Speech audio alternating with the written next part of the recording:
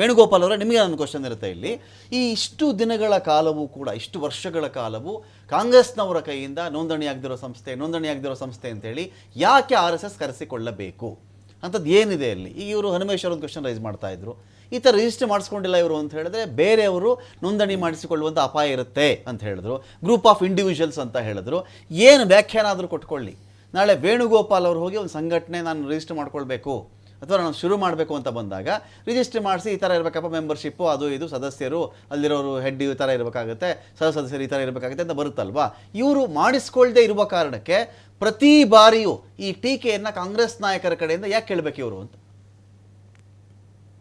Sir, ಈಗ ನಮಗೆ ಗೊತ್ತಿರೋ ಹಾಗೆ ನೀವು ಇದು ಯಾವಾಗ ಗುರುಜಿ ಜೈಲಲ್ಲಿದ್ರು ಅವಾಗ್ಲೂ ಒಮ್ಮೆ ಈ ಪ್ರಸ್ತಾಪ ಬಂತು ಸರ್. ನಮ್ಮ ಎರಡನೇ ಮಾನ್ಯ ಸರಸಂಘ ಚಾಲಕರು ಗುರೂಜಿ ಅವರು ಯಾವಾಗ ಸರಸಂಘ ಚಾಲಕರಾಗಿದ್ರು ಅವಾಗ್ಲೂ ಈ ಪ್ರಶ್ನೆ ಬಂತು. ಅವ್ರು ಅವಾಗ ಜೈಲಲ್ಲಿ ಹಾಕಿದ್ರು. ಆಗ್ಲೂ ಈ ಪ್ರಸ್ತಾಪನೆ ಬಂದು ಗುರೂಜಿ ಅವರು ಒಂದು ಡ್ರಾಫ್ಟ್ ಕೊಟ್ರು ಇದಕ್ಕೆ, ಅದು ಅವಾಗಿನ ಸರ್ಕಾರಕ್ಕೆ. ಆ ಡ್ರಾಫ್ಟ್ ಅಲ್ಲಿ ಮತ್ತೆ 4 ಸಲ ಅದನ್ನ ರಿಜೆಕ್ಟ್ ಮಾಡಿದ್ರು ಸರ್. 4 ಸಲ ರಿಜೆಕ್ಟ್ ಮಾಡಿ ಅವ್ರಿಗೆ ಬೇಕಾದಾಗೆ ಮಾಡುವಂತ ಪ್ರಯತ್ನವನ್ನ ಮಾಡಿದ್ರು ಆ ಸರ್ಕಾರ. ಅಂದ್ರೆ ಕೆಲವೊಂದನ್ನ ಒತ್ತಾಯ ಪೂರ್ವಕವಾಗಿ ಸೇರ್ಸಂತದ್ ಮಾಡಿದ್ರು. ಸೊ ಅವಾಗ ಅದು ನಿಂತಂತದ್ದು. ಇಲ್ಲಿ ತನಕ ಅದು ಆಗೇ ಇಲ್ಲ ಸರ್.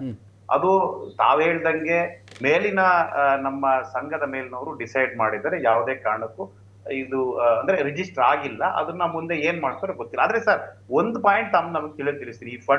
ಈ ಫಾರಿನ್ ಫಂಡ್ಸ್ ಅಂತ ಹೇಳ್ತಾರಲ್ಲ ಸರ್, ಈ ಫಾರಿನ್ ಫಂಡ್ಸ್ ಬರ್ಬೇಕಾದ್ರೆ ಯಾವ ರೀತಿ ಬರ್ಬೇಕು? ಒಂದ್ ಟ್ರಸ್ಟ್ ಮೂಲಕ ಬರ್ಬೇಕು ಅಥವಾ ನಿಮ್ಗೆ ಯಾವ್ದೋ ಬೇರೆ ಕಡೆ ಅಕೌಂಟ್ ಇಂದ ಟ್ರಾನ್ಸ್ಫರ್ ಆಗ್ಬೇಕು, ಬರ್ಬೇಕು ಅಲ್ವಾ ಸರ್?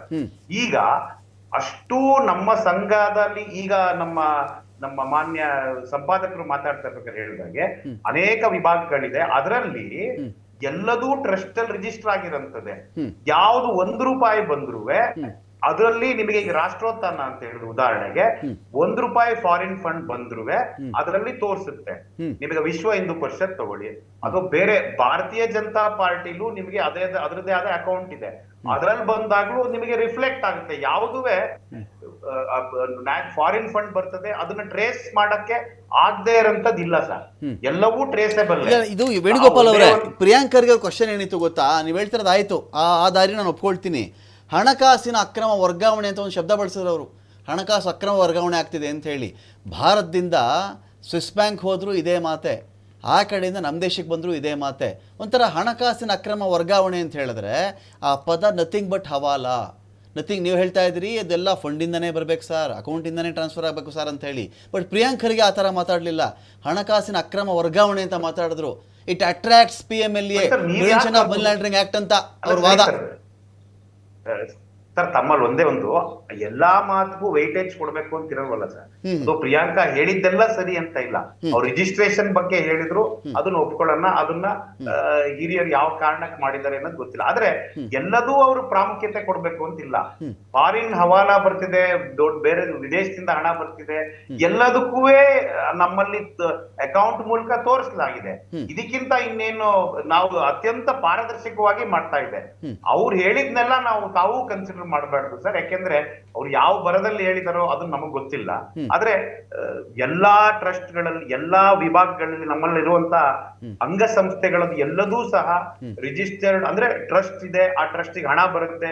ಉದಾಹರಣೆಗೆ ಸಂಘದ ಒಂದು ಆಫೀಸ್ ಆಗಿದೆ, ಏನು ಕಾರ್ಯಾಲಯ ಆಗಿದೆಯಲ್ಲ, ಆ ಕಾರ್ಯಾಲಯ ಒಂದು ಟ್ರಸ್ಟ್ ಅಲ್ಲಿ ಆಗಿದೆ. ಕಾರ್ಯಾಲಯಕ್ಕೆ ನೀವು ವೇಣುಗೋಪಾಲ್ ಆ ತರ ಬರಲ್ಲ. ವೇಣುಗೋಪಾಲ್ ಅವರೇ, ಈಗ ಮನೆಯಲ್ಲಿ 6 ಜನ ಮೆಂಬರ್ಸ್ ಅಂತ ಅನ್ಕೊಳ್ಳಿ, ತಂದೆ ತಾಯಿ ಆಮೇಲೆ 4 ಜನ ಮಕ್ಕಳು ಅಂತ ಅನ್ಕೊಳ್ಳಿ. ನಾನು ಅಲ್ಲಗಳಿಯಲ್ಲ ಇದನ್ನ. ತಂದೆ ತಾಯಿ ಆಧಾರ್ ಕಾರ್ಡ್ ಎಲ್ರಿ ಅಂದರೆ ಅವರಿಬ್ಬರದಿಲ್ಲ ಸರ್, ಇನ್ನೆಲ್ಲಾರ್ದು ಮಾಡಿಸ್ಕೊಂಡಿದ್ದೀವಿ ನಾವು ಅಂತ ಹೇಳಿದ್ರೆ ಹೇಗೋ ಆ ಥರ ಆಗಲ್ವಾ ಇದು? ಬುಡ ಮರ ಯಾವುದು ಮುಖ್ಯ, ಬೇರ್ ಸಹಿತ ಮರ ಯಾವುದು, ಅದಕ್ಕೆ ನಮ್ಗೆ ಉತ್ತರ ಬೇಕು ಅಂತ ಅವ್ರು ಕೇಳ್ತಿರೋದು. ಅವ್ರಿಗೆ ಇಲ್ಲದೆ ಬೇರೆ ಎಲ್ಲರದ್ದು ಇದೆ ಚೆಕ್ ಮಾಡ್ಕೊಳ್ಳಿ ಸರ್, ನಾವಿಬ್ಬರದ್ದು ಮಾತ್ರ ಇಲ್ಲ ಅಂದ್ರೆ ಓಕೆನಾ ಅದು?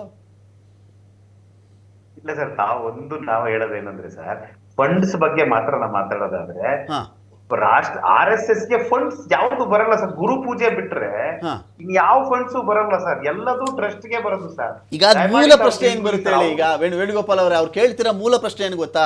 ಫಂಡ್ ಬರುತ್ತೋ, ಗುರುದಕ್ಷಿಣೆ ಬರುತ್ತೋ, ಗುರು ಕಾಣಿಕೆ ಬರುತ್ತೋ, ಪಾದ ಪೂಜೆ ಬರುತ್ತೋ, ಆಶೀರ್ವಚನದಿಂದ ಬರುತ್ತೋ, ಬೇರೆ ವಿಚಾರ ಅದು.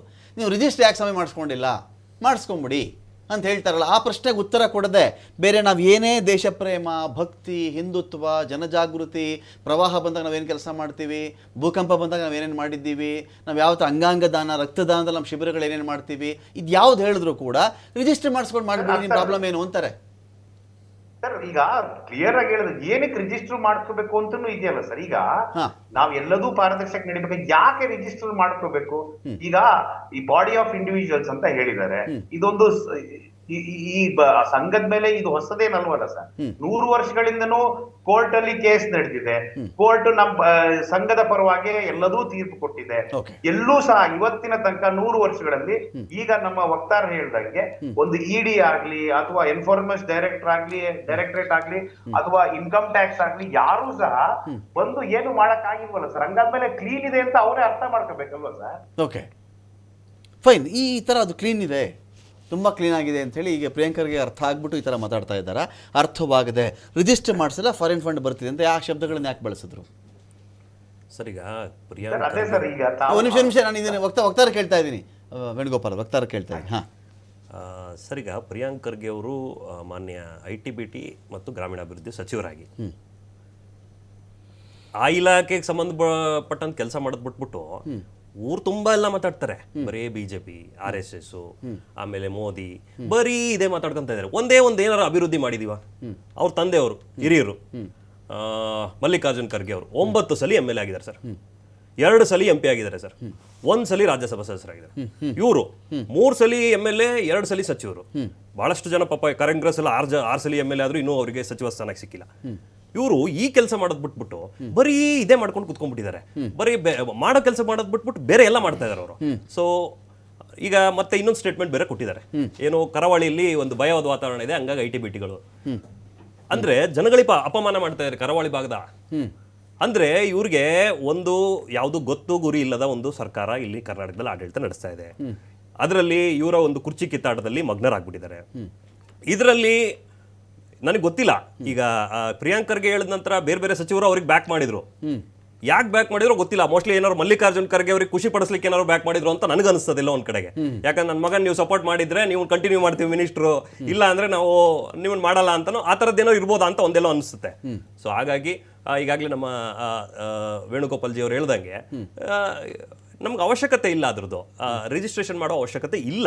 ಯಾಕಂದ್ರೆ ಈಗಾಗಲೇ ವಿಶ್ವ ಹಿಂದೂ ಪರಿಷತ್ತು, ಬಜರಂಗ್ ದಳ ಅದರದೇ ಆದಂತ ಕೆಲಸಗಳು ಮಾಡ್ತಾ ಇದೆ. ಒಂದು ಚಿಕ್ಕ ಅಂಗಡಿ ಓಪನ್ ಮಾಡೋದು GST ಟಿನ್ ನಂಬರ್ ಎಲ್ಲ ಬೇಕಾಗುತ್ತಲ್ರಿ. ಒಂದು ಅಂಗಡಿ ಓಪನ್ ಮಾಡಿದ್ರೆ ಟಿನ್ ನಂಬರ್ ಬೇಕು. ಸರ್ ನಾವು ಅದೇ ಹೇಳ್ತಾ ಇದೀವಲ್ಲ, ಮೊನ್ನೆ ದೊಡ್ಡ ಇಶ್ಯೂ ನೀವೇ ಜೋರಾಗಿ ಮಾತಾಡಿದ್ರಿ, ಏನಂತ ಈ ಬೀದಿ ಬದಿ ವ್ಯಾಪಾರಿಗಳು ಹಿಂಗೆಲ್ಲ ಅನೌನ್ಸ್ ಮಾಡ್ಬಿಟ್ಟಿದ್ದಾರೆ, ಇವರು ಕೇಂದ್ರದಿಂದ ಬಂದ್ಬಿಟ್ಟಿದೆ ಅಂತ, ಅವರೆಲ್ಲ ರಾಜ್ಯದಿಂದ ಬಂದಿದೆ ಅಂತ ನೀವು ಎಲ್ಲ ಮಾತಾಡಿ 40 ಲಕ್ಷಕ್ಕೆ ಮೇಲೆ ವಹಿವಾಟು ಆಗ್ಬಿಟ್ಟಿದ್ರೆ, ಇವರೆಲ್ಲ ಫೋನ್ ಪೇಲಿ Paytm ಎಲ್ಲ ಹಾಕ್ಸ್ಕೊಂಡ್ಬಿಟ್ಟಿದ್ದಾರೆ ಅಂತ ಬಂದಾಗ, ಇಷ್ಟು ಒಂದು ಅಕೌಂಟಬಿಲಿಟಿ ಬೇಕು ಅಂದಾಗ ಈ ವಿಚಾರದಲ್ಲಿ ದೊಡ್ಡ ಸಂಘ, ಅದು ನೀವೇ ಹೇಳ್ಕೊಳ್ತೀರಿ ಹೈಯೆಸ್ಟ್ ನಂಬರ್ಸ್ ಇರ್ತಕ್ಕಂತಹ ದೊಡ್ಡ ಸಂಘ ಇದು ಅಂತ ಬಂದಾಗ ರಿಜಿಸ್ಟ್ರೇಷನ್ ಮಾಡೋದು ಅಪರಾಧವ? ಅದು ನಿಮ್ಮ ಚಾಯ್ಸ? ಈ ನೆಲದ ಕಾನೂನ ಅಂತ ನಮ್ಗೇನು ಅವಶ್ಯಕತೆ ಇಲ್ಲ. ಅಂಗಡಿ ರಿಜಿಸ್ಟರ್ ಮಾಡಿ ನನಗೂ ಅವಶ್ಯಕತೆ ಇಲ್ಲ. ಸ್ಯಾಲ್ರಿ ತಗೊಂಡು ನಾವು ಟ್ಯಾಕ್ಸ್ ಕಟ್ಟಬೇಕು, ನಮಗೂ ಅವಶ್ಯಕತೆ ಇಲ್ಲ. ನಾವು ಕಟ್ಟಲ್ಲ ರೀ, ನಾನು ರಿಜಿಸ್ಟರ್ ಮಾಡಿಸ್ಕೊಳ್ಳಲ್ಲ, ನಾನು ಬರೀ ಕ್ಯಾಶಲ್ಲಿ ತೊಗೊಂಡ್ಬಿಡ್ತೀನಿ, ನಾನು ಹೇಳೋಕ್ಕಾಗಲ್ವಲ್ಲ ಆ ಥರ. ಸರ್ ನಾನು ಹೇಳ್ತಾರೆ ಸಿಂಪಲ್ಲು, ಮತ್ತೆ ಪುನಃ ಅದನ್ನೇ ಹೇಳ್ತಾ ಇದ್ದೀವಿ. RSS ಒಂದು ಅದರ ಅಂಡರ್ಲಿರುವಂಥ ಎಲ್ಲ ಅಂಗಸಂಸ್ಥೆಗಳು ಪ್ರತಿಯೊಂದು ರಿಜಿಸ್ಟರ್ ಆಗಿದೆ. ಈಗ RSS ಯಾವ್ದಾದ್ರು ತೋರಿಸಿ ಅತ್ಲಾಗೆ ಅಕೌಂಟ್ ಆ ಪ್ರಿಯಾಂಕ್ ಖರ್ಗೆ ಅವ್ರಿಗೆ ಕೇಳಿ ಅತ್ಲಾಗ ಯಾವ್ದಾರು ಅಕೌಂಟಿಗೆ ಇಷ್ಟು ಅಮೌಂಟ್ ಬಂದಿದೆ ಅಂತ ತೋರಿಸ್ಲಿಕ್ಕೆ ಕೇಳಿ ಯಾವ್ದಾರು ಒಂದು ಡಾಕ್ಯುಮೆಂಟ್ ಇಟ್ಕೊಂಡು ಸುಮ್ಮನೆ ಬಾಯಿಗೆ ಬಂದು ಈಗ ನಾನು ಒಂದೇನು ಅವ್ರು ಹೇಳಿದ್ರು ಅಂತ ನಾನು ಒಂದೇನೋ ಹೇಳ್ಬಿಡ್ಬೋದಾ? ಪ್ರಿಯಾಂಕ್ ಖರ್ಗೆ ಅವ್ರು 1000 ಕೋಟಿ ಆಸ್ತಿ ಮಾಡಿದಾರಪ್ಪ ಅಂತ ಸುಮ್ಮನೆ ನಾವು ಗಾಡಿಲಿ ಗುಂಡ ಆಡೋಕೇನು?